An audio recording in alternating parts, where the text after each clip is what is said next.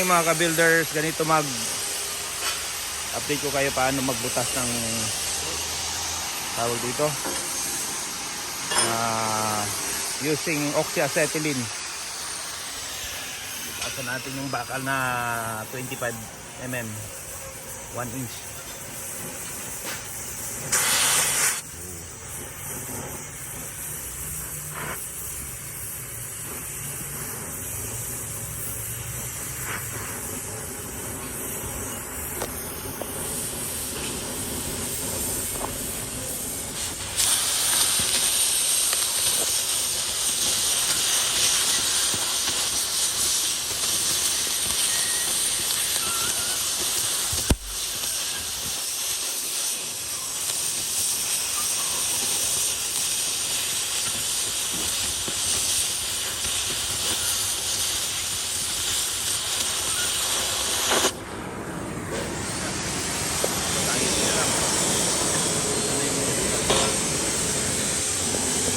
Kapal nito ay 25 mm o 1 inch.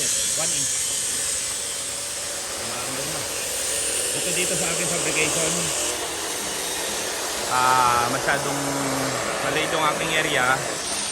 Yan, marami kaming ginagawang mga paleta ito para sa mga gagawing Toyota Tamaraw. Napakarami. So far ito yung fabrication ng mga paleta ng mga Tamaraw Toyota. Yan, hanggang doon yan sa sa labas. Pero bago ako punta doon, papakita ko sa inyo yung aking mga manok. Mayroon akong alaga mga manok dito. Yan sila yung mga pinabreed ko na manok Meron dyan, meron dito sa taas. Yan. Meron din dito. Kompleto yan. Hello. Dadalhin ko na ito sa aking farm. So yan ang aking fabrication dito sa Santa Rosa, Laguna. Medyo overloaded lang kasi.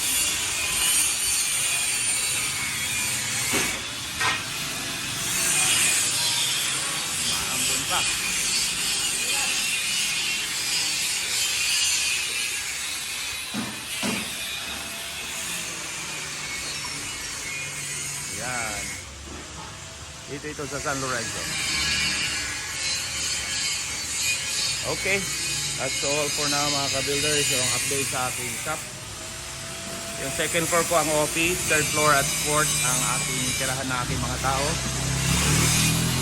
Kailangan pang i-improve. Okay. Bye-bye.